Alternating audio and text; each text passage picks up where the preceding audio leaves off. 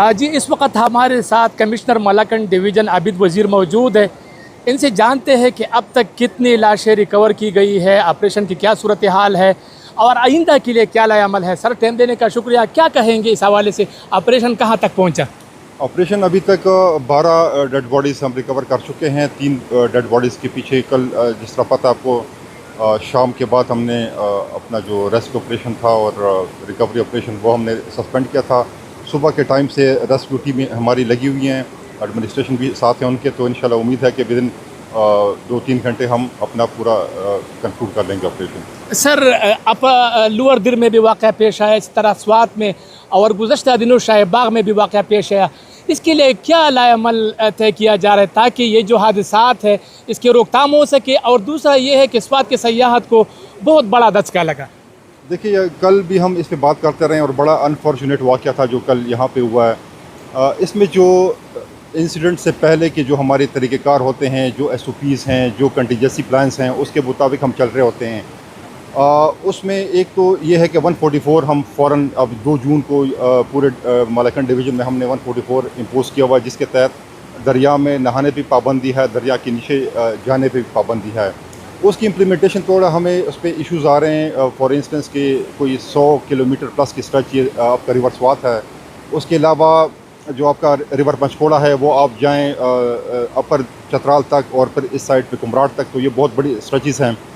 इसमें फिर कोशिश ये करते हैं कि जो लोकल कम्युनिटीज़ हैं, जो हमारे मेज़बान हैं सियाहों के साथ भी हम उस पर बड़ी बात कर रहे होते हैं, सोशल मीडिया के थ्रू भी, आपके तवज्जुह से भी बिलबोर्ड्स भी लगाए हुए हैं कि जी बराए करम जो अभी का टाइम है इसमें मानसून, प्री मानसून और मानसून में कम से कम आप दरियाओं के नज़दीक और दरियाओं के नीचे आप ना जाएं, बड़ा ख़तरा होता है। कल का जो वाक़या एग्जैक्टली वो फ्लैश फ्लड था और कितना तेज़ी से पानी गया और कितना बड़ा नुकसान उसका हुआ है।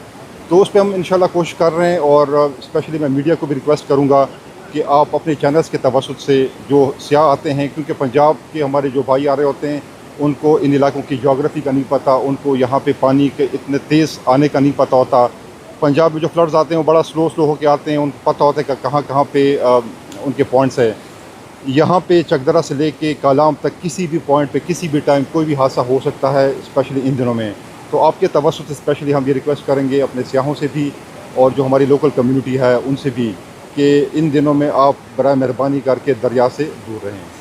कल के वाक़या को आप नहीं समझते कि ये इंतज़ामिया की गफलत है? तकरीबन कोई 1 घंटे पहले से लाबी रेला आ रहा है और इसने किसी को इन्फॉर्म नहीं किया, तो ये गफलत आप नहीं समझते?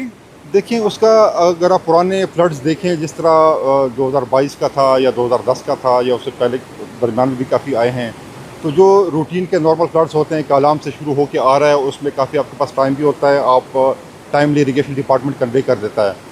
कल के जो फ्लड्स थे वो इस तरह का था कि वो ज़्यादा अर्बन फ्लडिंग थी, मट्टा से और ख्वाजा खेला से, ये करीबी जो हमारी ट्रिब्यूटरीज हैं वहाँ से आई हैं।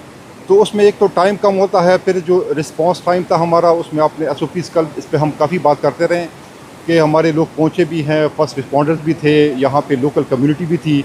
और इस वाक़े के अलावा आप देखें कि कोई 50 से लेके 60 तक लोगों को रेस्क्यू भी किया, 8-10 डिफरेंट पोजीशंस पे हमारी रेस्क्यू किया।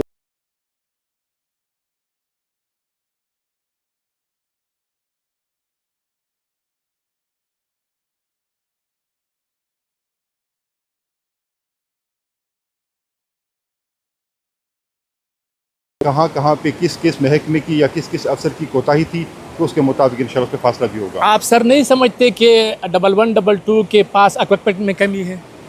देखिए, इक्विपमेंट जो यहाँ के स्पेसिफ़िक हालात हैं उसके लिए बड़ा स्पेसिफ़िक एक इक्विपमेंट चाहिए होता है। अभी भी मैं DG साहब से इसी पे बात कर रहा था कि जो स्वात का रिवर है उसका उसके अलग डायनामिक्स हैं। उसमें आप सिंपल जो वो भी बता रहे थे कि सिंपल बोट्स यहाँ पे काम नहीं करी होती, बड़ी स्पेसिफ़िक यहाँ पे इक्विपमेंट चाहिए होती हैं। अगर आप नौशहरा में हैं, दरिया काबुल में या दरिया इंडस में अगर आप ऑपरेशन करें तो वो डिफरेंट है। किसी आप पौंड में या किसी और झील में आप कर रहे हैं तो वो बड़ा डिफरेंट होता है। तो इक्विपमेंट तो हमेशा चाहिए होता है, लेकिन अल्हम्दुलिल्लाह कोई इस तरह की कमी नहीं है कि हम समझें कि इमरजेंसी की सिचुएशंस को हम टैकल कल हमने देखा सर, एक जाला आ जाता है 1122 जो टुप के टायरों से बनाया जाता है, वो आके और उसने जो फंसे हुए थे उनको धक्का मारकर खुद दरिया में धकेल दिया। फुटेज में साफ नज़र आ रहा है। तो क्या नहीं समझते ये इनके पास इक्विपमेंट नहीं है? इनके पास इससे भी बेहतर इक्विपमेंट होना चाहिए, बट जो मैं कह रहा हूँ कि रिवर स्वात जो यहाँ पे रॉकी बेड है, जो यहाँ पे उसमें जो आर्म बोट्स हैं, जो आर्म रेस्क्यू बोट्स हैं, जिस तरह आप नौशहरा में ऑपरेशंस करते हैं, वो यहाँ पे चलेंगी भी नहीं। यहाँ पे इसी तरह की बोट्स जो आपने देखी हैं कल, इसी तरह की स्पेसिफिक और टेलर मेड बोट्स ही। मेरा ख्याल फिर महारत की कमी थी। महारत भी आप कह लें, उसमें हमारे जो वॉलंटियर्स कल जिन्होंने काम किया है या रेस्क्यू के लोग, मेरे ख्याल में आप भी उनको जानते हैं, वो काफ़ी माहिर हैं और काफ़ी उन्होंने मेहनत भी की है। जो 4 हमारे सियाह उन्होंने रेस्क्यू किए हैं, तो वो भी उन्होंने काफ़ी मेहनत से करके किए। बिल्कुल सर, ये जो वॉकिंग ट्रैक है इसके लिए दीवार बनाया गया था, पुश्ता बनाया गया था। बताया जाता है कि वो जब सैलाबी रेला आए, ये जगह अगर आप देखें दिखाए तो ये बिल्कुल खुश था, सयाहों का कसूर नहीं था, यहाँ पानी का एक बूंद भी नहीं था। जब वो नाश्ता करके यहाँ आए तो वो बिल्कुल सूखे एरिया में फोटोग्राफी कर रहे थे और अचानक वो जो वॉकिंग ट्रैक के लिए पुश्ता बनाया गया था वो टूट गया। तो आप नहीं समझते कि वो एक गफलत है, वो उनको मजबूत करना चाहिए था? देखिए, यही पॉइंट मैं कह रहा हूँ कि यहाँ से आप जाएँ अप स्ट्रीम्स कालाम तक, ये कोई 100 किलोमीटर्स का स्ट्रेच है। और सिर्फ ये पॉइंट नहीं, यहाँ पे हमारे पास दर्जनों बल्कि शायद सैकड़ों पॉइंट्स हो जहाँ पे हमें ज़रूरत है पुश्ते बनाने की, जहाँ पे हमें ज़रूरत है किनारों को स्ट्रॉन्ग करने की, वो होनी चाहिए। लेकिन अगेन फिर जो गवर्नमेंट के पास वसाइल हैं उसी के मुताबिक चीज़ें होंगी। और कल अगर आप एग्जैक्टली उस टाइम पे आए हों जो इस टाइम पे 72,000 का रेला था, या फिर उस टाइम पे आप आए हों जिस टाइम पे 50,000 का रेला था, तो उस टाइम भी ये दरिया जो था सारा कवर्ड था, इसमें आपको कोई टीले नज़र नहीं आ रहे थे।